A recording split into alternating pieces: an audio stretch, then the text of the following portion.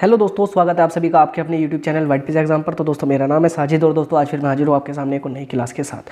दोस्तों आज हम पढ़ेंगे हमारा जो एसएसटी है उसमें हमारा चैप्टर नंबर 2। दोस्तों हमारा चैप्टर नंबर 2 है और वो है हमारा भारत में राष्ट्रवाद। तो दोस्तों भारत में राष्ट्रवाद से संबंधित आज जितने भी इस चैप्टर से क्वेश्चन बनेंगे, चाहे तो हमारे ओएमआर सीट वाले, दोस्तों ओएमआर सीट के तो हम सभी क्वेश्चन पढ़ेंगे। क्या ओएमआर सीट के तो हम सभी क्वेश्चन पढ़ेंगे और दोस्तों शॉर्ट क्वेश्चन भी पढ़ेंगे। कौन से? शॉर्ट ही पढ़ेंगे और दोस्तों कौन से? लॉन्ग क्वेश्चन भी पढ़ेंगे। यानी शॉर्ट और लॉन्ग हम सभी क्वेश्चन पढ़ेंगे, ओएमआर सीट वाले भी, शॉर्ट क्वेश्चन भी और लॉन्ग क्वेश्चन भी। तो दोस्तों मैं सभी क्वेश्चन इस वीडियो में हल कराने वाला हूं। तो दोस्तों वीडियो आगे देखने से पहले जो चैनल पर नए हो चैनल को जरूर सब्सक्राइब कर देना और बेल आइकन को भी दबा देना। और दोस्तों इस वीडियो को अपने दोस्तों तक जरूर शेयर कर देना, इस वीडियो को अपने दोस्तों तक जरूर शेयर कर देना। तो दोस्तों शुरू करते हैं आज की अपनी क्लास।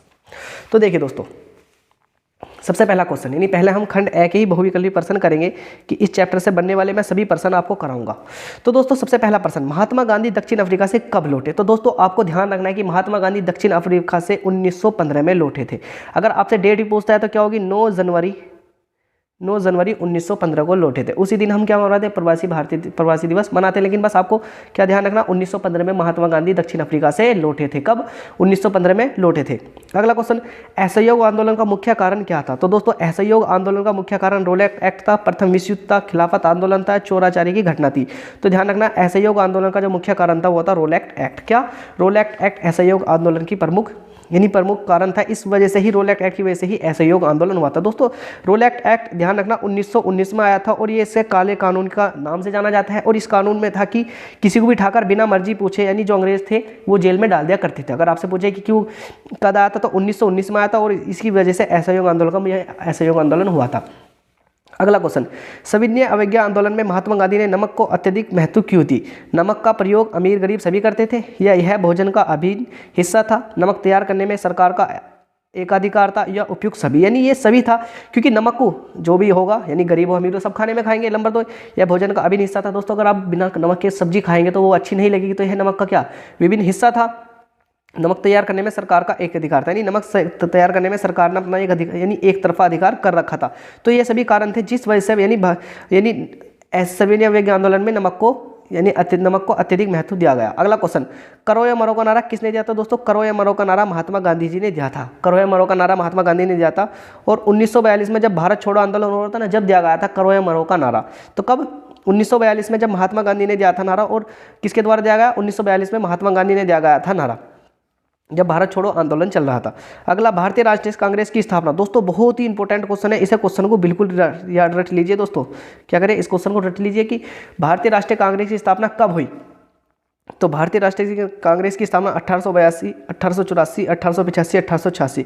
तो ध्यान रखना 1885 में भारतीय राष्ट्रीय कांग्रेस की स्थापना हुई थी। कब? 1885 में हुई थी। अगला क्वेश्चन, सविनय अवज्ञा आंदोलन कब चलाया गया? तो ध्यान रखना सविनय अवज्ञा आंदोलन 1930 में चला गया था। कब सविनय अवज्ञा आंदोलन कब चलाया गया? तो 1930 में चलाया गया था। अगर हम असहयोग आंदोलन की बात करें तो दोस्तों 1920 से, यानी 1920 में चलाया गया था। अगला, चोरी चोरा कांड किस वर्ष हुआ? तो कब हुआ था? 1920 में हुआ था। और कहाँ हुआ था? ये हुआ था उत्तर प्रदेश के, कहाँ? उत्तर प्रदेश के गोरखपुर। कहाँ दोस्तों?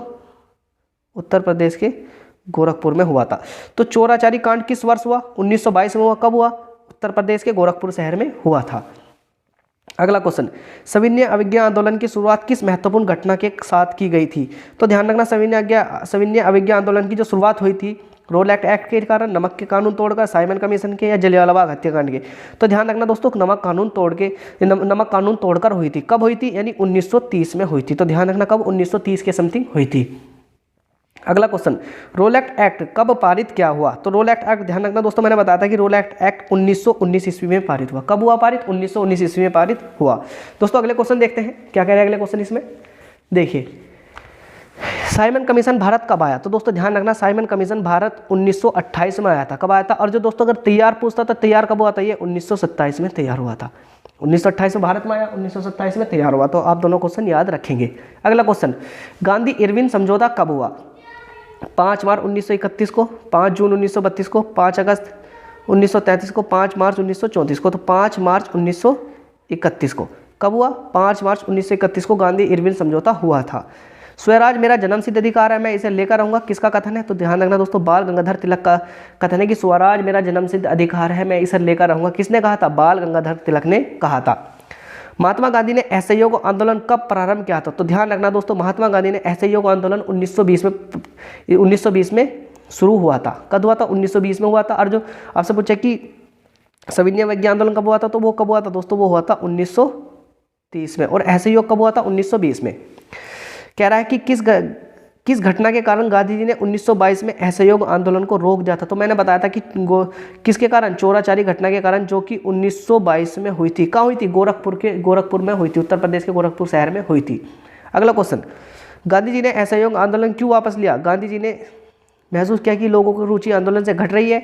गांधी जी ने अनुभव किया कि आंदोलन में कई स्थानों पर हिंसा रूप ले लिया है। कांग्रेस के नेता प्रांतीय परिषदों के चुनाव में भाग लेना चाहते थे, या कांग्रेस के कुछ नेताओं ने जनसंघर्ष को अत्यधिक तेज करना चाहा। तो आप सभी को पता है कि क्यों हुआ था कि गांधी जी ने, क्या हुआ था कि कई लोगों ने यहाँ जो गोरखपुर के अंदर दोस्तों एक पुलिस चौकी को आग लगा दी गई थी, इस वजह से गांधी जी ने यह आंदोलन वापस ले लिया था। अगला क्वेश्चन, प्रश्न नंबर 16, भारत छोड़ो आंदोलन किसने प्रारंभ किया? तो भारत छोड़ो आंदोलन, ध्यान रखना दोस्तों, महात्मा गांधी ने प्रारंभ किया था। और पूछा कब? तो 1942 ईस्वी को। तो दोस्तों ये भारत छोड़ो आंदोलन वही वाला है जिसमें महात्मा गांधी ने करो या मरो का नारा दिया था। तो भारत छोड़ो आंदोलन महात्मा गांधी के द्वारा शुरू हुआ। और कब शुरू हुआ? 1942 ईस्वी को हुआ। वंदे मातरम गीत के लेखक कौन है? तो ध्यान रखना दोस्तों, बंकिम चंद्र चटर्जी है। कई बार क्वेश्चन पूछा गया है तो इंपॉर्टेंट है, बंकिम चंद्र चटर्जी है।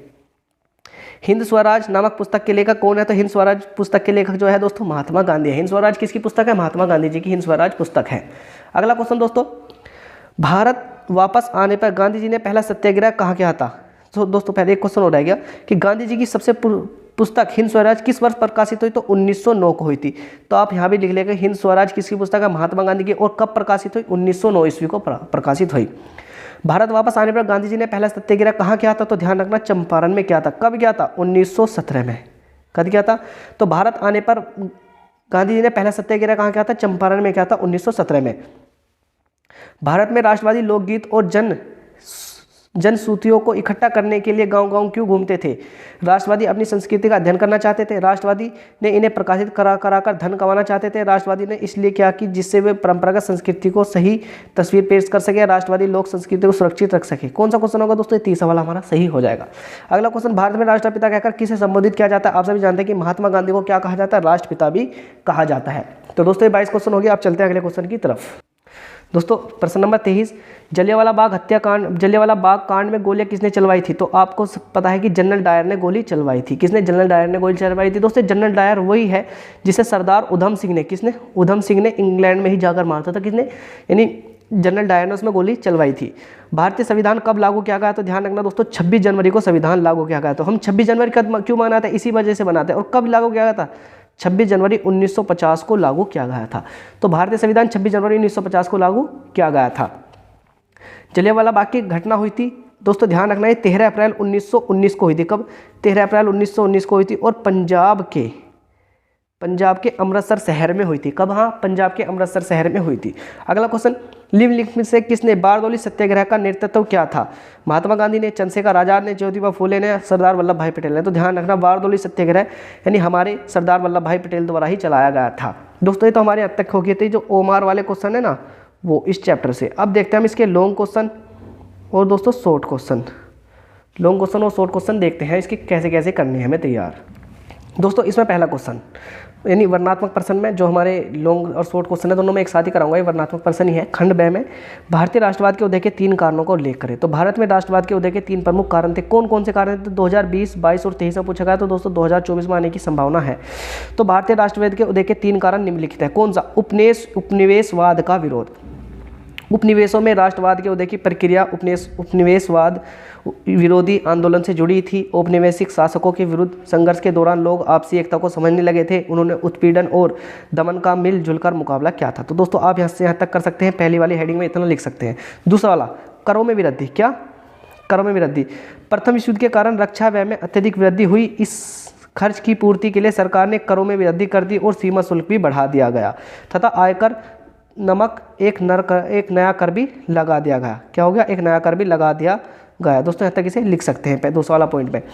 नंबर 3, जनता की आकांक्षाएं पूरी ना होना। भारतीय को यानी नंबर 3 डालकर लिखेंगे, जनता की आकांक्षाएं पूरी ना होना। भारतीयों को आशा थी, यानी जो हमारे देश के लोग हैं उन्हें आशा थी कि प्रथम विश्व युद्ध की समाप्ति के पश्चात उनके कष्ट और कठिनाइयों का अंत हो जाएगा। कैसे अंत हो जाएगा? कि अंग्रेज उन्हें आज़ाद कर दिया जाएगा।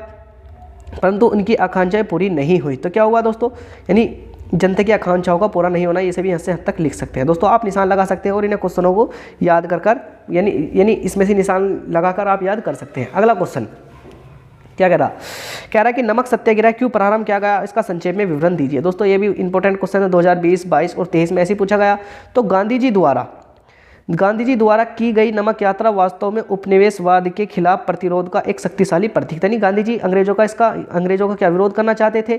चूंकि नमक भोजन का अभिन्न हिस्सा होता है, क्योंकि हमें नमक के बिना खाना अच्छा नहीं लग सकता, और निर्धन धनवान सभी इसका प्रयोग करते हैं, चाहे तो गरीब हो या अमीर, सब इसका नमक का प्रयोग करते हैं। इसलिए नमक को गांधी जी ने अपने आंदोलन का आधार बनाया, यानी गांधी ने इस अपना आधार बनाया और नमक पर लगे हुए कर तथा उसके उत्पादन पर सरकारी जिम्मेदारी गांधी जी द्वारा घोर विरोध किया गया। यानी जो उन्होंने कर लगाया था उसे बंद करने के लिए घोर इसका विरोध किया गया।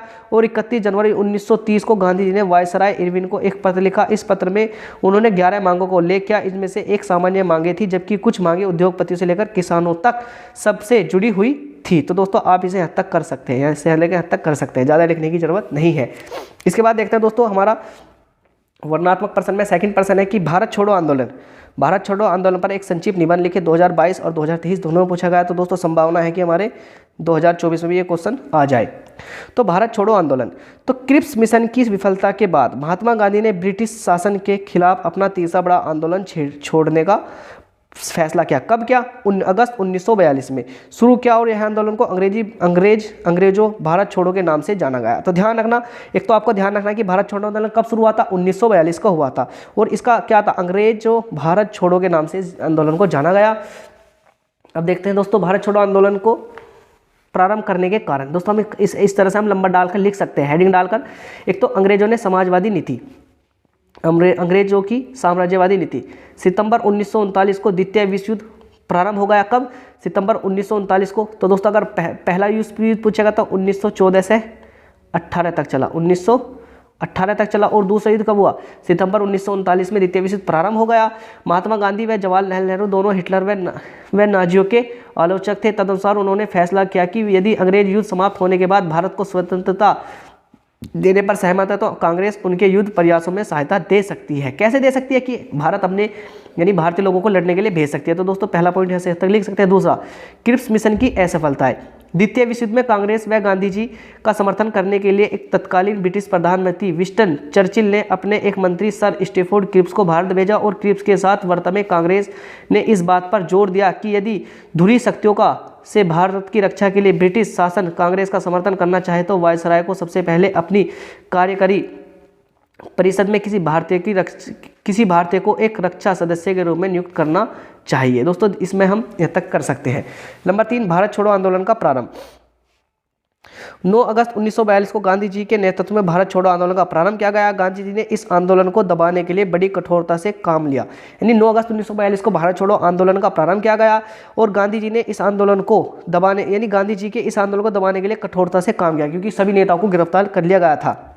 गांधी जी के तुरंत गिरफ्तार कर लिया गया और कांग्रेस को अवैध घोषित कर दिया गया था। सभाओं, जुलूसों और समाचार पत्रों पर कठोर प्रतिबंध लगा दिया गया। इसके बावजूद देश में युवा कार्यकर्ता हड़ताल एवं तोड़फोड़ की कार्यवाही के माध्यम से आंदोलन चलाते रहे। तो दोस्तों आप इसमें हद तक लिखा सकते हैं भारत छोड़ो आंदोलन में।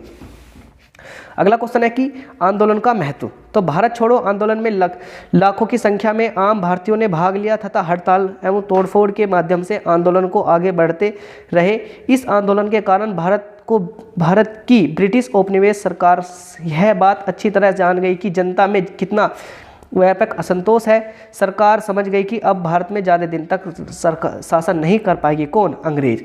तो आंदोलन का महत्व क्या था कि अंग्रेज इस आंदोलन के बाद समझ गए थे कि अब वे भारत में ज़्यादा दिन तक नहीं रुक सकते। अब देखते हैं दोस्तों कुछ और क्वेश्चन है तो उन्हें भी पढ़ लेते हैं।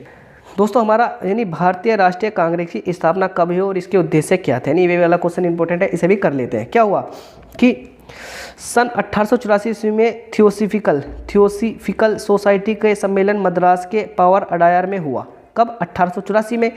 सम्मेलन के पश्चात भारत के 7वें प्रमुख व्यक्ति मद्रास दीवान बहादुर रघुनाथ राव के आवास पर एकत्र हुए और उन्होंने एक राष्ट्रीय संस्था की स्थापना के विचार को मूर्त रूप देने का प्रयत्न किया।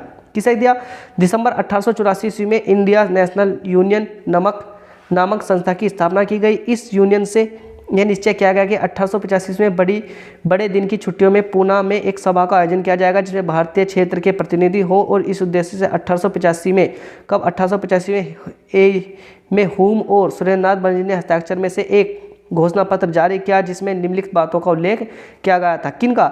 नंबर 31 में राष्ट्र हित के उद्देश्य से संलग्न व्यक्तियों को में परस्पर संपर्क स्थापित करने के लिए अवसर प्रदान करना, आगामी वर्षों में राजनीतिक कार्यकर्ताओं की निश्चय करना और उन पर वाद विवाद करना। और दूसरा, कॉन्फ्रेंस द्वारा एक देशी सांसद को बीजारोपण किया जाना जो इस बात का उत्तर होगा कि भारतीय अब किसी प्रकार के प्रतिनिधि संस्था चलाने के लिए योग्य है। और चौथा था कि कांग्रेस कॉन्फ्रेंस का आयोजन पुणे में किया जाना चाहिए, कि इसमें जब कॉन्फ्रेंस होगी कहाँ होगी? पुणे में होगी। तो दोस्तों ये थी हमारी वीडियो। अगर आपको वीडियो अच्छी लगी हो तो चैनल को जरूर सब्सक्राइब कर देना और बेल आइकन को भी दबा देना। और दोस्तों इस तरह की वीडियो देखने के लिए आप हमारी जाकर प्लेलिस्ट में जाकर देख सकते हैं कि हमारे चैनल पर इस तरह की और भी बहुत सारी वीडियो हैं जो आपके पेपर के लिए बहुत ज़्यादा इंपॉर्टेंट होने वाली है। तो दोस्तों मिलते हैं बहुत जल्द एक और नई क्लास के साथ। तब तक वीडियो देखने के लिए आप सभी दोस्तों का दिल से धन्यवाद।